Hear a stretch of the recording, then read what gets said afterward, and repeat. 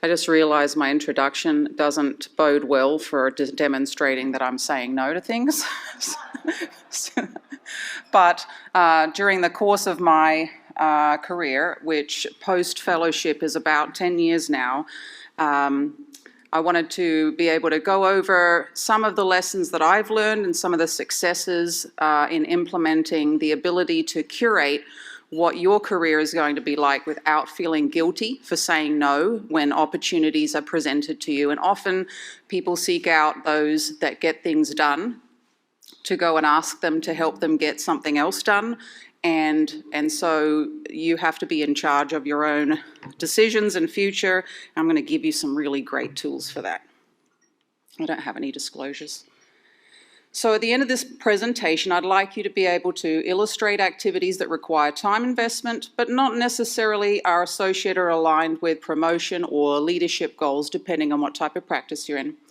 Talk about the pros and cons associated with declining or accepting commitments that may or may not be aligned with your trajectory, and recommend strategies to focus your endeavours and to seek fulfilling opportunities. One of the most precious commodities that we have in our life is time. Time is finite. Time is shared between your career, your family, and especially yourself. Having your own goal and priority of wellness is not a selfish endeavour, and so you should not ever feel guilty in putting yourself first in any of those endeavours. I think a lot of people feel that they are unable to put themselves first, even in their family situation.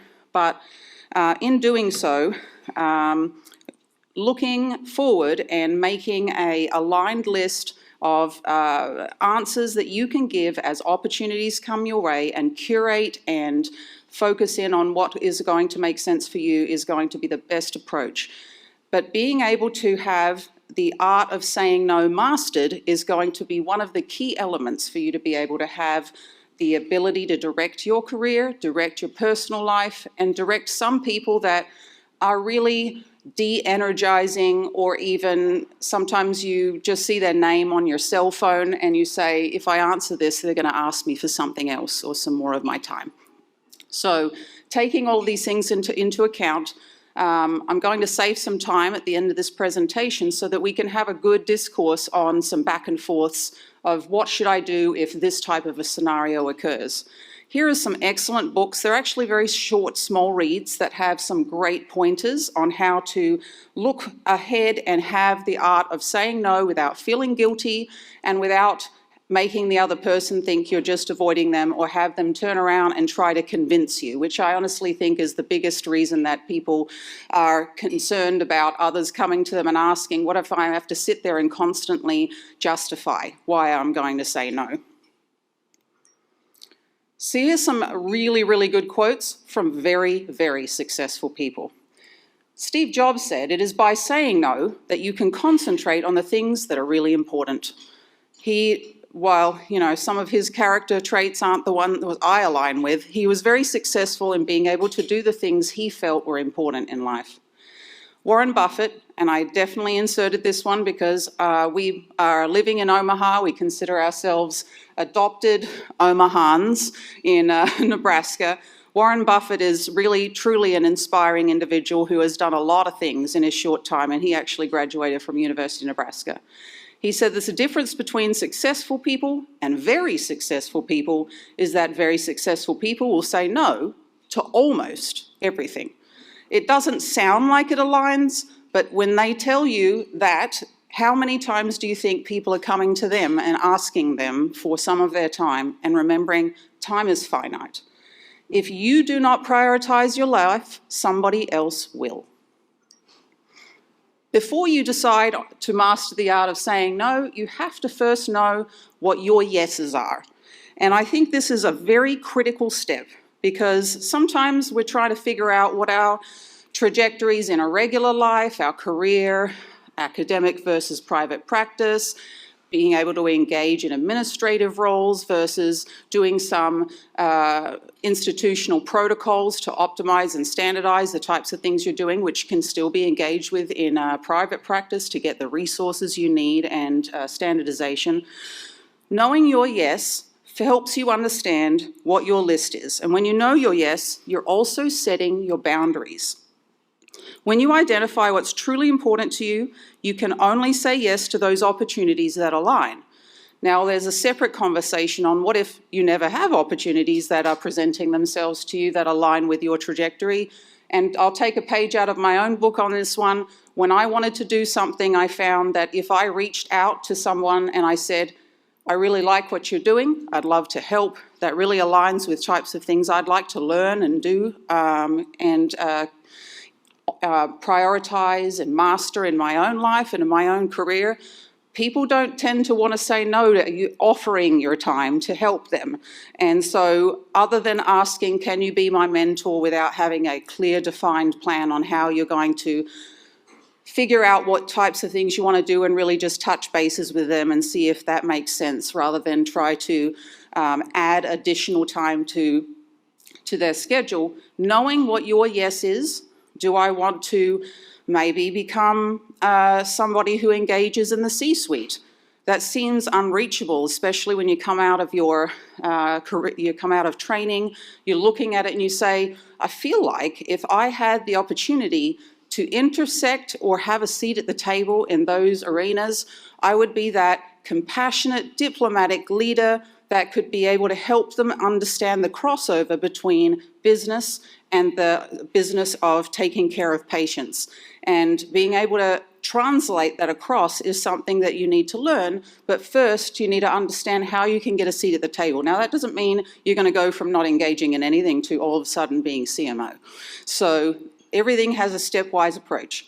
But knowing your yes and understanding that you don't need to know it now to be able to eventually learn how to do it later. Look at how far you've come in your career now. You've done so many hard things up until this point. Being able to say, is it possible with the right training and the right cultivation, I could be an effective person here or be fulfilled in that engagement? Saying yes means I'd rather give it a try and fail than not try at all and never know. I think that's what drives me in my own life very frequently. From learning how to drive a stick shift and then joining the military, and I was the only one who knew how to do that. That's long ago, before I even went to undergrad, but I didn't ever want to be in a position where the only car available was a stick shift, and then I didn't know how to drive it, and therefore I was like limited. And looking around, I never wanted to depend on someone else to be able to do all the things I needed to do, so I'd look over their shoulder, learn how to do it, and then figure out how to do it myself. I felt enriched by that. So knowing what the responsibilities are for a position you're interested in, knowing the career trajectories and priorities, opportunities for development, scholarly productivity, fulfillment, not all of these are going to necessarily align with what your career trajectory would be, but looking at these things and opening your mind also to the possibility. I was put on a list of nominees in 2017 to be on the board of directors for our practice plan in our hospital.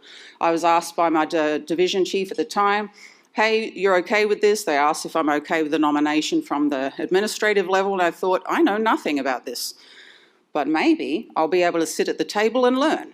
But I know that I'm an excellent advocate and that I can learn very fast, and this is going to be a language I don't know. So I accepted it, and now I'm in year 5 of 6 for 2 3-year terms, and I'm chair of that board, and I've been able to help advocate and engage for things like retirement and incentive pay and other types of things through the pandemic that we needed, which I couldn't have done had I not said, okay, this might be a bit scary, but we need physician representation. So I'm okay with taking this on.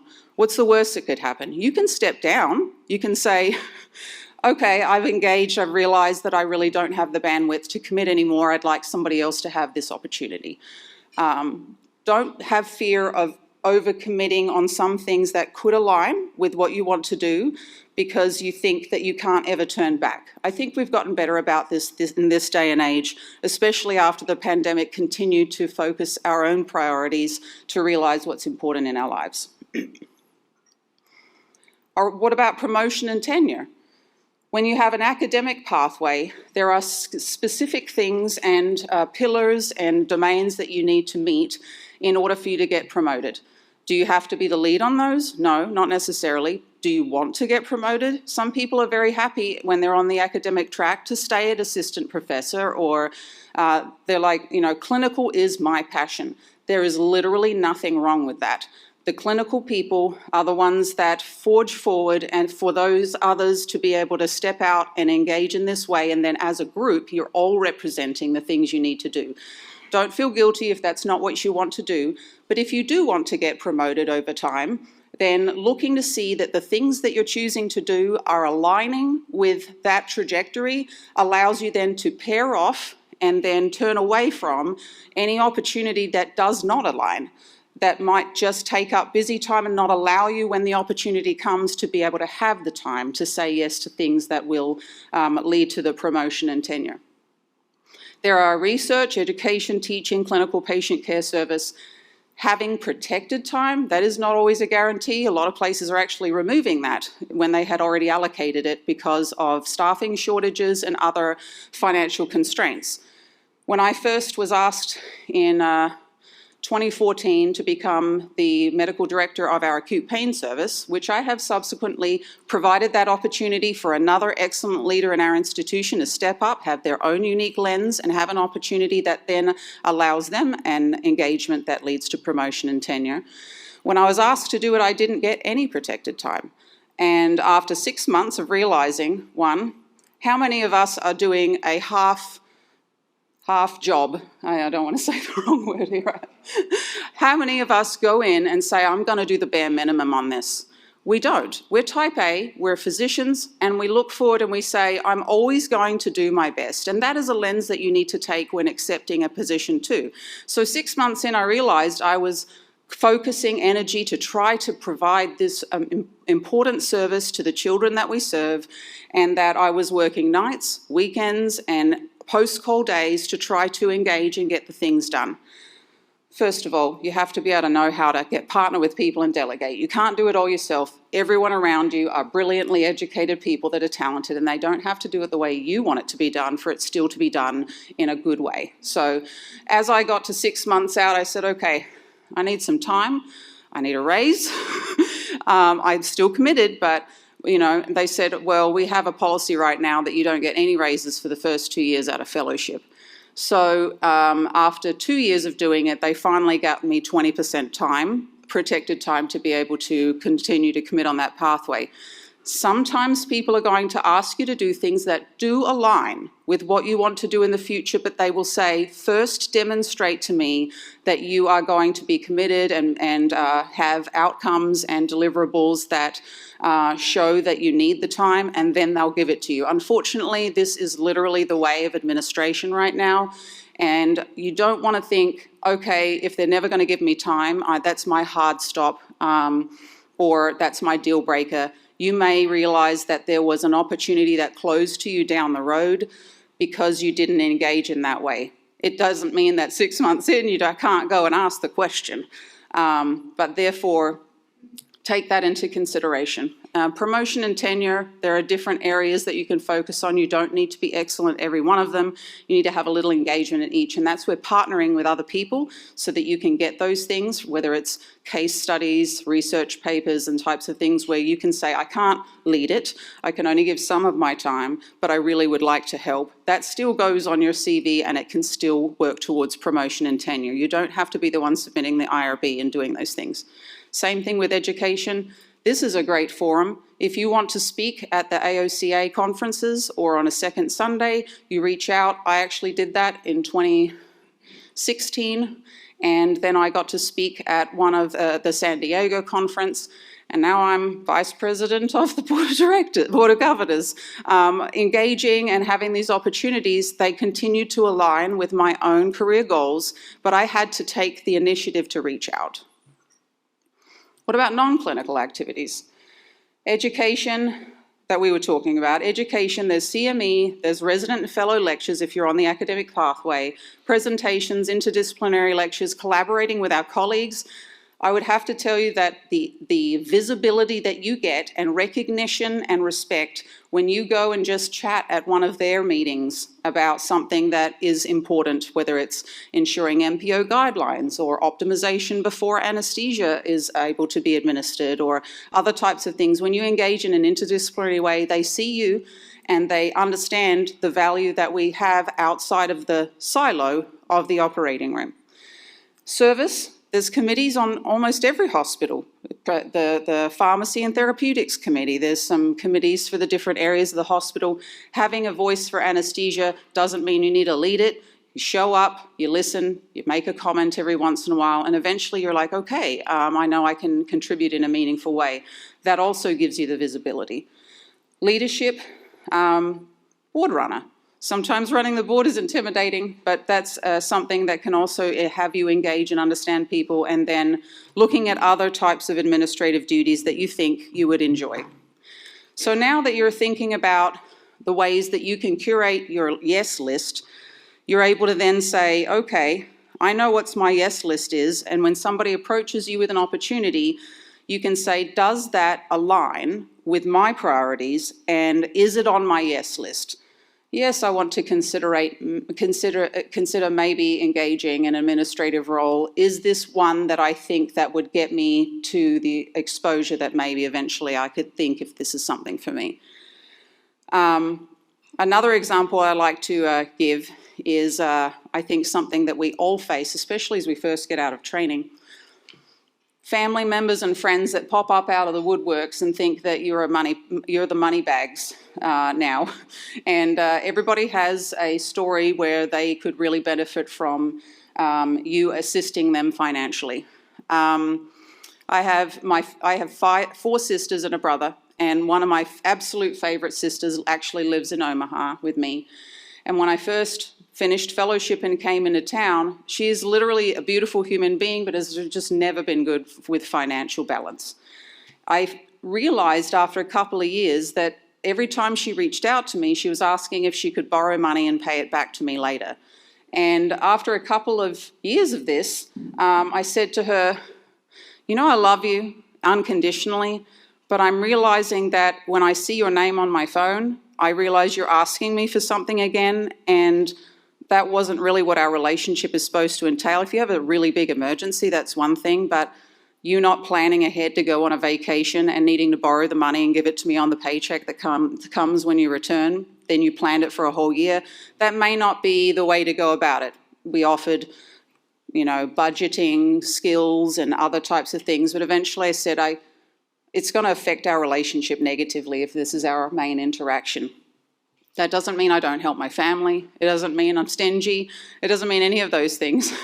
But it does mean that I had to set boundaries. And there's a lot of people that feel incredibly guilty because we are in a service-based industry where we're trying to care for people that are underserved or don't have resources, and then that really colors the way that we frame things. But I really like to tell the little red hen story where the little red hen didn't get anybody to help her plant, grow, water, grind the wheat, make the bread, but everybody was around her ready to eat the bread when it was done. And we gave up all of our young life in so many years, and I kind of look at it as if I did too much on one side, I'm actually robbing from my kids and my family for the future, because I want to make sure they succeed too. So anyway, hopefully that doesn't make me sound like I'm not somebody that would help my family, but it's really just curating an engagement to say, you know, I'm not your backup plan for every single time you need something.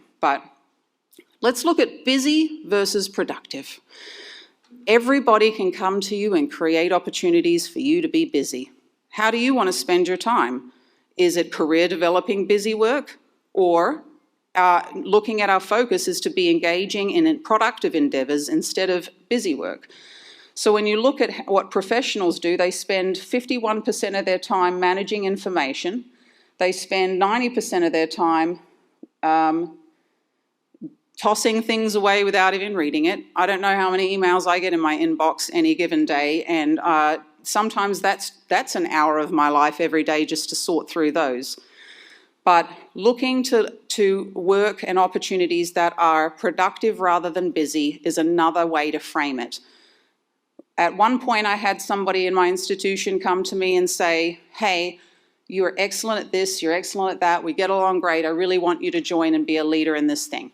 And I said, right now, that sounds great. I think you're doing a wonderful thing. But right now, the only time I have left is sleep time and family time. And I'm already dipping into that. I'm unable to commit right now, but if you come back to me in 18 months, I can look at whether some of my other commitments are completed. And this is somebody I think you could reach out to that might have the ability to do that at this time. Putting yourself and your own wellness first, like I said in the beginning, is a critical element for you to have the balance you need. You're not going to be good at doing any of your commitments if you're burnt out, which we know we struggle with being able to have the right balance on any given day anyway. Work, sleep, family, fitness, or friends. Pick 3. This was by Randy Zuckerberg in 2011, in which she said, on any given day, you can't do all 5 of them. You have to pick 3 of them. And it could shuffle from day to day, but nobody can be everything to everyone and not sacrifice themselves and not sacrifice one of these things. And so looking from day to day at this framework is important for you to say, okay, I'm not going to feel guilty, I didn't get all of these things done. And another thing Nora Roberts said that I thought was actually fantastic, every day we're juggling a set of bowls, every single day. The key is that some of them are made of glass and some of them are made of plastic, and you need to keep the glass ones in the air. So if the plastic ones fall, they're not going to break, it's fine. The glass ones you have to keep in the air, and you need to know what your glass balls are.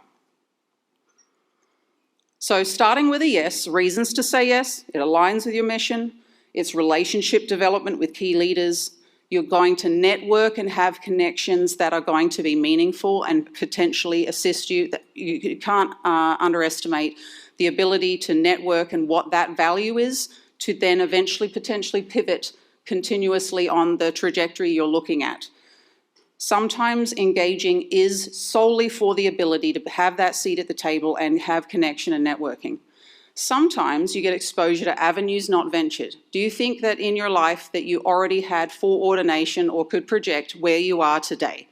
What choices that you've made, what opportunities have come your way, you may not know until it's presented to you. There's a long-term benefit. You can engage in those fulfilling endeavors that you may not have known would have been fulfilling unless you engaged in them. And you can build skills in leadership, education, and research if that is something that you're interested in. Sometimes a short-term commitment can lead to the opportunity that you're looking for. Not everything is a straight path. Sometimes you have this framework of a dream job, and helping someone who could help you in the future, you don't always know how they may help you. Find your passion, keep your inner overachiever in check. We're all overachievers. We wouldn't be physicians otherwise. And many successful people always say yes, but many, as we just described in our quotes, know to say no unless it actually aligns. Now, everybody has the fear of saying yes. What if I overcommit myself? What if I find I hate it? What if it's a toxic environment? What if it's a mismatch with the skills and career path? Imposter syndrome I hear a lot. I don't know that I can do that. You're such a great speaker, I don't think I want to speak at that little thing because I'm never going to be as good as you. And I'm like, you think I started out feeling confident and being able to speak freely? That took time and practice, and being able to say yes to the smaller opportunities allowed me to be prepared for those bigger ones.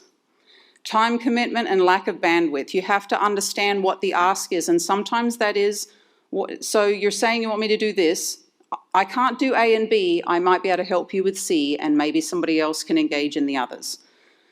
Perceived pressure with the associated with the task. Everybody, we're all perfectionists. Imposter syndrome really is something you can read further offline, but it's feeling like if you don't know how to do it now and you can't demonstrate excellence in it immediately, then it may make them think less of you as a professional. That is not the case. Leading in with, I'm going to just have to learn how to do some of these things and go in a stepwise fashion. And some people worry they will not be able to walk away once they're committed to a project. I know of many great examples where people committed, they stepped up, and once they got there, other things in their life happened. The opportunity they've been waiting for came their way, and they have to look around and say, okay, this is my finite amount of time. In order to make room for this commitment, I have to select which commitments I have to step away from, because I'm not going to commit to the point that I cannot fulfill in the way that I know I need to, all of them at once. Not knowing why they're motivated to ask you to do these things, what's the reason behind it? That's another reason that people have fear of saying yes. So one of the biggest problems I have, and I have to say it will continue until the end of time, is that I really like people to be happy. And as a people pleaser, probably because I was essentially the oldest in my family and I helped raise 5 other children with me, and there was a lot of pressure on my parents to be that third parent and do all these things even from a young age, saying no was not an option. I think we're conditioned to be that way too. It is not selfish or damaging to a relationship to say no. Being a people pleaser doesn't mean that you need to please everyone. One of my favorite metrics that I think is good to use is you can only make 80% of people happy, and then you need to just go forward. Because if you seek to, does anyone have that grumpy, grumble bum person in their group that always seems to be sad about literally everything, no matter what resources you get, what schedule improvements are made? You feel like if you literally fulfilled everything that they said was wrong, they would just invent another reason to be sad about it. They might be more of an Eeyore personality. Even one of our other keynote speakers described, as long as you make things standardized, aligned, and have parity, after that, you need to just not be insulted whatsoever as people continue to complain. It's usually a couple of individuals that take up a lot of time. Having low self-esteem is a struggle. Align with somebody that you feel you can partner with. If you're struggling to say no, don't feel... telling yourself it's not selfish to say no is a process. You want to feel valuable. You have fear of missing out, and you're averse to conflict and confrontation. How many people are introverts and are averse to confrontation? Really just someone approaching them, you kind of want to walk the other way in case they want to ask you to do something, and you're like, ooh, I don't know if I'm going to be able to say no, so I think I'll just say, yeah, I have an appointment right now. So succumbing to emotional bullying or avoiding offending and disappointing people cannot be the priority, because that is in direct contrast to you prioritizing your own wellness and the things that mean a lot to you. One of the things that I think is a good parallel comparator for those that have family members or children, I think that we can easily say we unconditionally love them and we love them more than any of the acquaintances that we have at work. Well, we get a good feel over time on how to say no to them. And being able to say no to them and you actually love them very much is because you love them, you're trying to help cultivate the proper pathway for them. You cultivating the proper pathway for yourself is not selfish. It is similar to being able to say, no, I'm not going to let you go out with that belly top on at 10 years old and little booty shorts to my daughter. Everybody's wearing it. I said, no, not my daughter. So there you go. So to determine if you're a people pleaser, do you have trouble disagreeing? Do you apologize all the time? This is something I've had to learn over time, to not apologize for everything. You're typing out an email, something's happened, you didn't get to something in time. The first thing, I'm so sorry I didn't do this in time. The first thing you need to say is, stop doing that. Say, hey, I'm circling back on this thing. I will be able to do something right now. You do not need to apologize when life is so busy you didn't get to it yet. Because when you say sorry, you're accepting guilt for it as well on yourself. Having too many things on your plate. You feel uncomfortable when someone disagrees with you. You avoid conflict. You fear negative emotions of others. You sugarcoat things. Okay, I've been told that I'm the Disney version of a leader, but I'm not trying to sugarcoat. I try to diplomatically frame it in a way it doesn't sound negative. That's my rationale.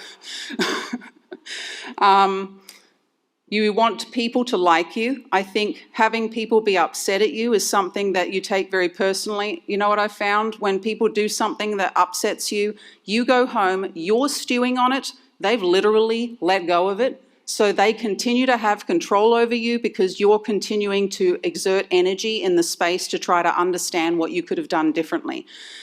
You can't let them have that power and ownership over you. It's a process to learn how to do that, but you let them have control as you continue to perseverate on it. And being unable to say no, I don't know. Sometimes the easiest thing to do is say, let me think about it. So you can then form your answers offline and come back and say, yeah, once you've been able to put your thoughts together. Not everybody can think on the fly. What are the pitfalls to saying yes? You can overcommit yourself.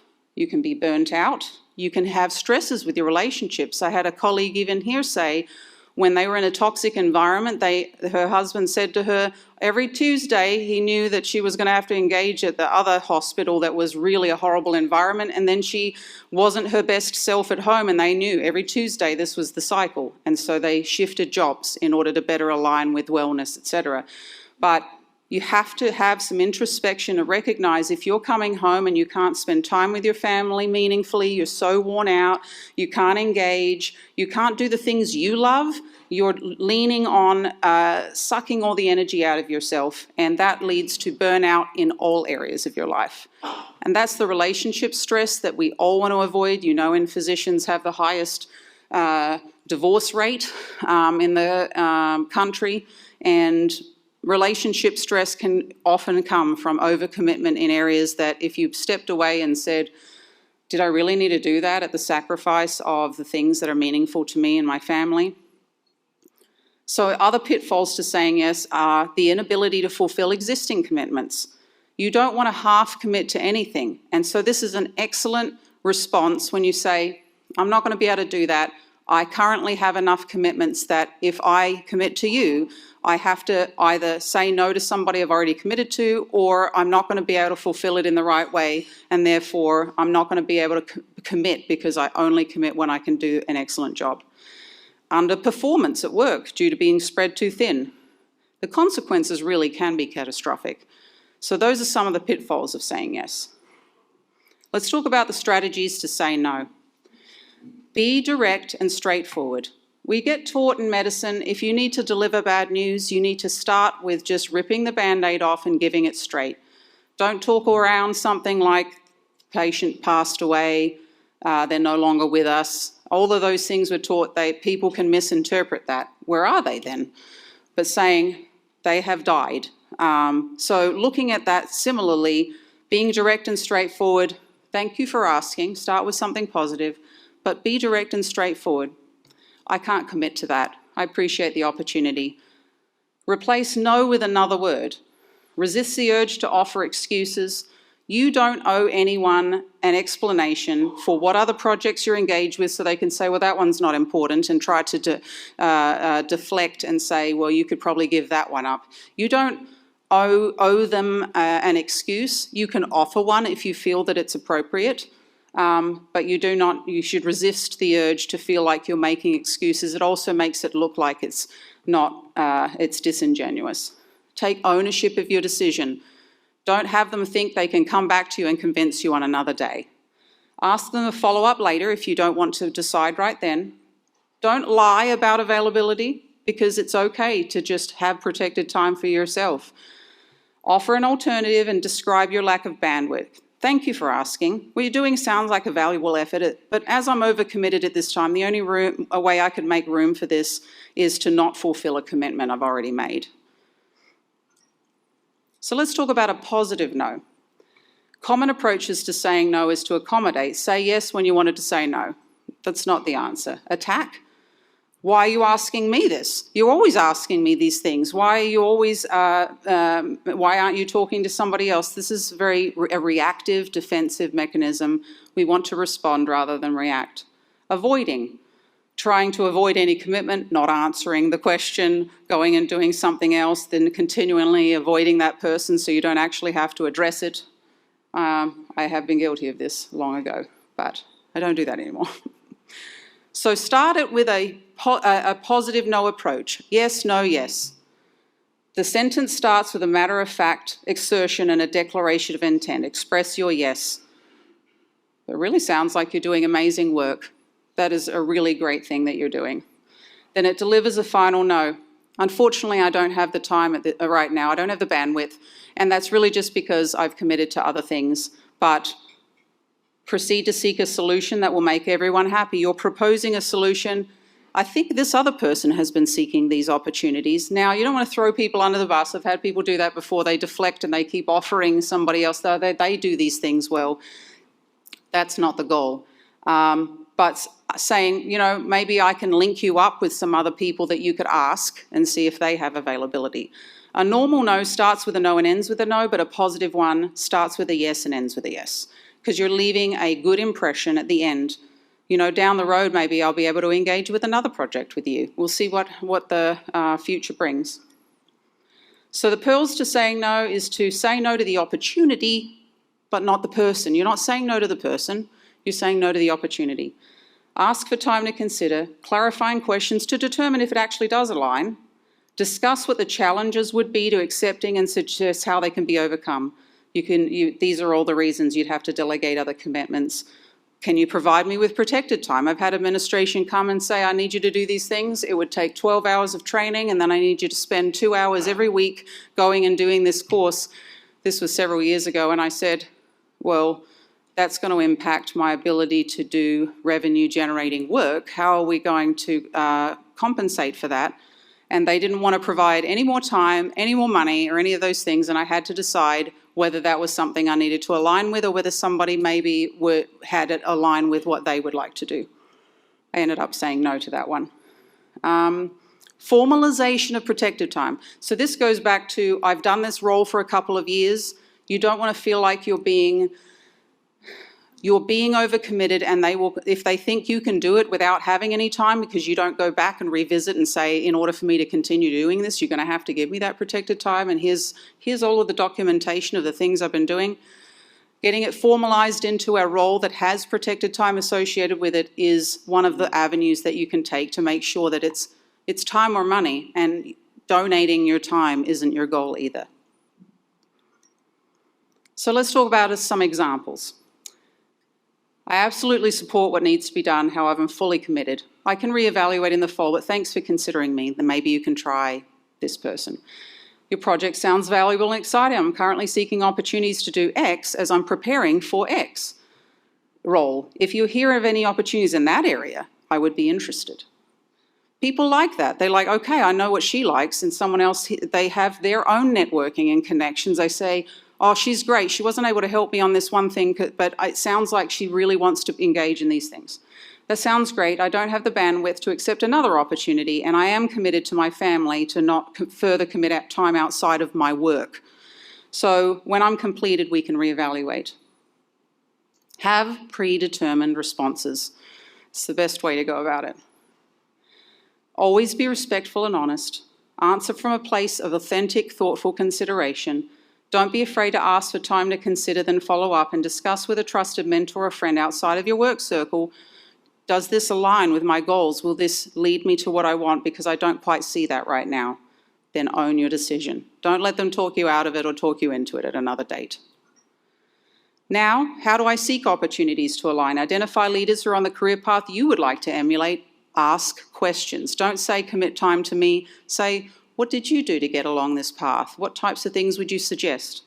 Interact with those at a similar career stage, then support each other. If you're doing a project and you know somebody else could be lifted up by being involved and it doesn't in any way detract from you, offer the opportunity. Don't put pressure on them because you're trying to create an avenue for them to do something, but support each other and lift each other up. Set your sights far beyond what you perceive as achievable. Look at what you've done now. There are people in your life before you became a physician that question whether you could achieve that. So there's other things that you could potentially do that are far beyond what you've imagined before. But you won't know if you limit yourself. Reach out to the decision makers and indicate you're interested in preparing for a position or applying for one. I have a friend who went to the CEO and said that she's interested in the ELAM program, which is a women leadership certificate course with Drexel University. That CEO then became her sponsor, and they found institutional support money to be able to sponsor that, because the leadership skills gained can be brought back and be benefit to the institution. So seeking out ways to do these things is a really good way to do it. Then reevaluate your progress and opportunities often. It was kind of helpful when I sought out to get my MBA, which honestly, I didn't realize how much work it would be until I did it. It took about 3 years, and I was still full-time, and it was every weekend was committed. And eventually my kids started saying, when are you going to be done? And when I was close to being done, they said, so what's next? You're going to get a JD, PhD? I said, no.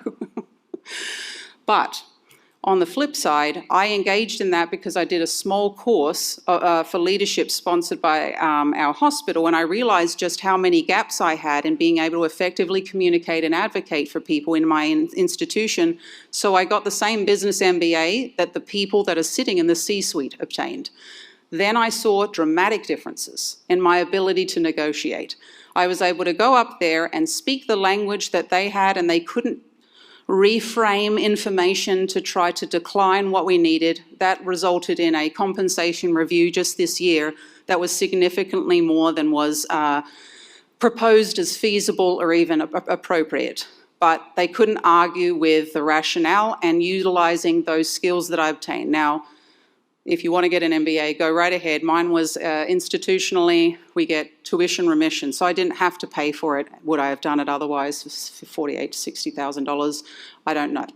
But there are ways to gain those skills on your own time, at your own pace, so that you're armed with those skills. Then reevaluate your progress and opportunities often. So in summary, first, make an educated yes. Know what your priorities are first, because you don't want to just blanket say no to everything and potentially look back and say, I didn't realize if I thought about it and I looked into what that truly meant and what that could lead to, that maybe I could have engaged, maybe not in the full way, but in some way. There is a power in a positive no. Be confident, own it. And by doing that, you're giving yourself the right to have some focus on retaining your own time and being in control of it. You won't always know what direction an opportunity may take you, and you've already proven that you're capable of anything. Take and keep control of the focus of your valuable time. As somebody I'm the first person ever in my family who has graduated college. And so neither of my parents even graduated high school. The statistics tell you that I shouldn't even have graduated high school, and 50% of my siblings did not and got a GED. So the statistics play out. But every step of the way I had somebody telling me I wasn't able to do something, and I just ignored it. It was a catalyst for me. I said, oh really? Watch me. As I've gone through, I've said yes to things that later I realized was overcommitment, and I've now gotten to the point where I have people chastising me and saying, what are you doing? You're above that now. I still focus time and energy on helping the next generation of med students and residents, and doing what people have done to help me in the past, because for me that's fulfilling and that is a legacy that I align with. And so giving some of my time to do that is something that I have chosen to do, even if it's so-called above me. So overall, I hope that you've gained some I've armed you with some responses that you can use when somebody approaches you, and the number one should be ask for more time if you have a hesitation, and then you can have a curated response. But thank you, everybody.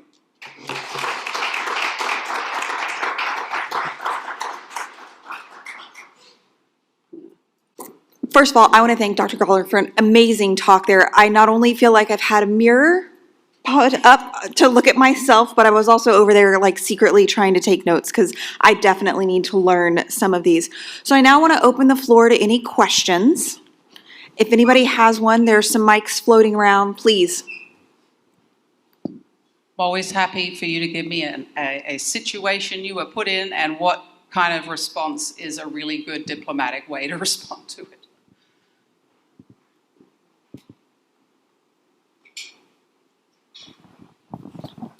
The negotiation one, you need to do the Power of No book. It's a terrorist negotiator that really gives you all of the responses, so that when I was negotiating our contracts, I was like, well, how am I supposed to do that? I guess I'm going to have to shut some locations if I don't have enough staff. And we know that to overcome this problem, generating revenue is better than trying to trim our expenses. They didn't really have a good response for that. Go ahead. Dr. Goller, that was an unbelievably outstanding and insightful lecture, and it just brings to mind the fact that part of our human nature is that whether you're in a hospital or an ASC or an office or other professional building or a church, 20% of the people do 80% of the work.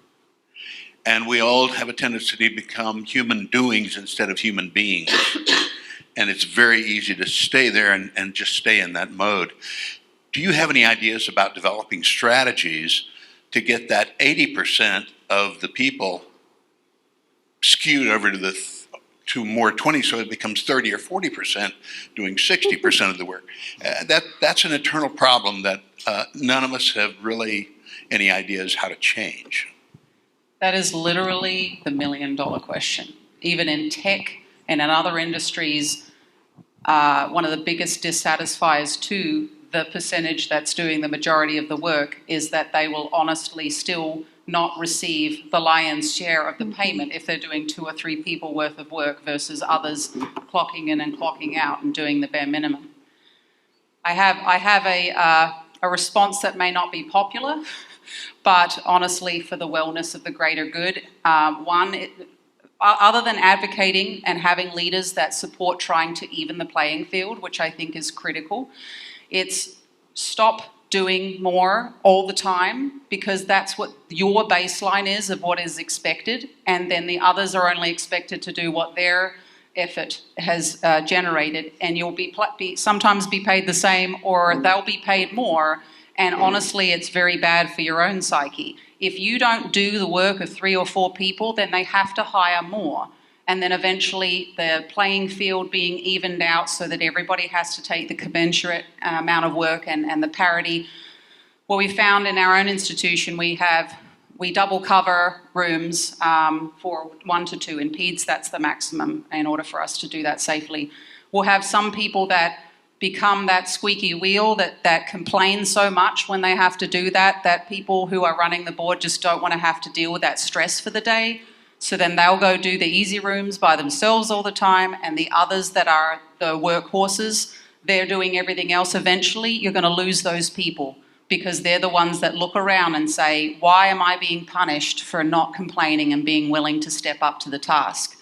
So one of the things I've engaged with as a leader, and you're a leader too, is to say we're no longer going to do that, and we're going to have to just have people adjust to all sharing the same burden. And if they are complaining about it, then that's their own problem. If they want help, you can ask for it, but you can't expect that you don't have to do the same as everybody else.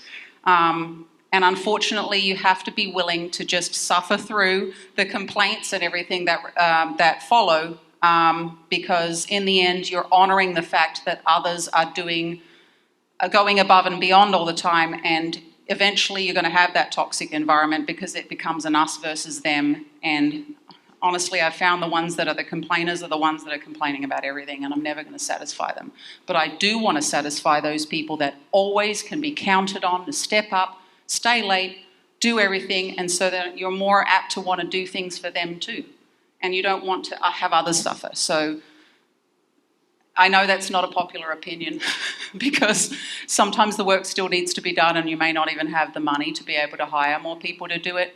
But the other thing is getting stakeholder buy-in.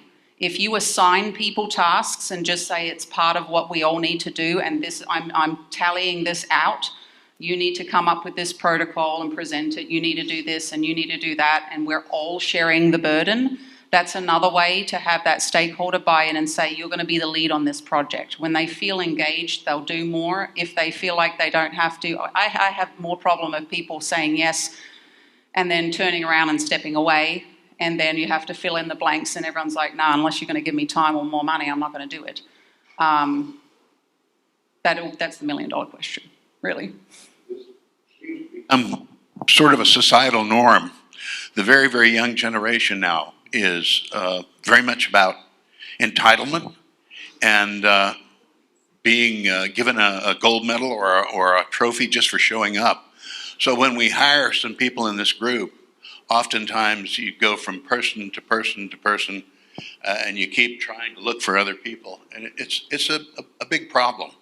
How we change that socially, societally, that is another big question, but that seems to be what we're encountering now. We find it's easier when somebody is onboarding to set the expectations then and say, we're going to have you go do these things and these things, be part of these groups. They meld fast into it. Then if they go in, they become complacent, and then they say, I'm not stepping up unless you do something more for me. I'm not going to do this. That's harder to turn that around than it is to say, hey, everybody gets involved in things, and so when you come on, we're going to have you do these things. And I found that works much better.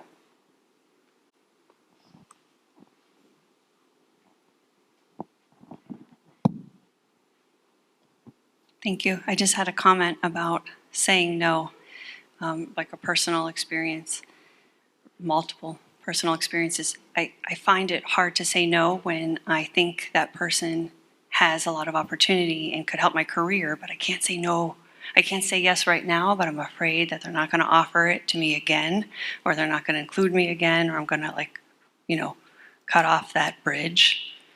So I try to say a not yet, which is exactly how you said. It's like a yes, no, yes. It's a, wow, this is so amazing. I would absolutely wanted to have done this. I can't commit right now because of these other projects, but I'd love to work with you again in the future, or if you have something similar, or if you don't need it right now, but in 3 months I can jump on. It's like a extended not yet. I just wanted to add that. I do that a lot, especially if I think or I'm fearful that I won't get another opportunity from that person. I think the key there is follow-up and communication. So if you say, I might be able to in 3 months, then you take the initiative to reach back out and say, I now have time freed up, I'm ready to engage, I'm so glad you thought of me when you offered me this back in the day. That shows them that you have the authenticity and the appreciation for the opportunity, and that way that fear is then gone. So I have two case scenarios I kind of want to throw your way because I have personally encountered both of these, and maybe this is a selfish endeavor on my part. What do? You're obviously one of those people that people come to because you get things done. So what do you do in that situation where you have a colleague or a friend or a coworker coming to you? You already know that you're extended about to the max. You've dropped a few plastic balls along the way, but you've got your glass ones well controlled. They come to you with that emotional aspect. Look, I've got this huge big deadline. You're the only one that can help me. How do you deal with that emotional tagline of, I need you? And then conversely, how do you gracefully explain yourself when you have overextended yourself and you're not meeting a deadline, or you know you're not going to be able to meet an upcoming deadline? In those two situations, how do you diplomatically handle those? Those are great examples. I do think people lean on those people pleasers that get things done to the heartstrings of it. And unfortunately, when the flip side comes, you find that there's people coming to ask you for things, but you're not turning around and asking things in return, and you start realizing of that imbalance. But when they come to you and say, I have this deadline, I'm not going to be able to make it without your help, and I really need you to commit some time to this. When you absolutely do not have the bandwidth, being able to say, that sounds really important, tell me what you're having trouble with, and I can also help advocate for you to get an extension on being able to have this submitted, because it sounds like maybe they didn't give you enough time or other circumstances precluded from it being able to be completed at this time. I'm very happy to give you some ways that you can reach back out and say, I'm not able to deliver it now because in order to do it right, blah, blah, blah. So being the leader to say, I'm going to mentor you, but I can't actually do it for you, I think is offering them some of the skills and talents that you have without it being an overcommitment of time. Let me meet with you for half an hour, we'll go over what you have, and this is some of the options that you have, because you've had to engage in those exact same efforts before when you've had to reach a deadline, and then you've had to say, in order for me to do this properly, I need a couple more weeks or so. And so leveraging your experience will be able to help cultivate their ability to do that too. The emotional thing, that one kills me a lot. Because we really want to help people all the time, and we do truly care about those people that we work with. But I've also had the same people turn around and say to me, you do too much, and you are not the measure by which all of us are aspiring to, because that is far above and beyond what we're even going to think about doing. And others will say, well, no, I want to spend time with my family, I'm not going to do that. And then it's like, what, are you saying I don't want to spend time with mine? You can't take these things personally. I'm not suggesting that. I've even had colleagues say, I don't want to hear about things that you're doing. It makes me feel bad about what I'm not doing. And I'm like, why? We're all a group. If I do something, it reflects on the whole group. It's not me telling you that you're inadequate because you didn't do it. So it's hard dealing with other people's emotional responses, especially in a competitive field. And I like how you phrased that earlier, diplomatically compromise, I think you said, instead of sugarcoat. I like that. I'm gonna be using that from now on. Just saying. If there aren't any other questions, we'll bring this session to a close. I think we have some coffee out in the lobby, and we start back up at 9:15.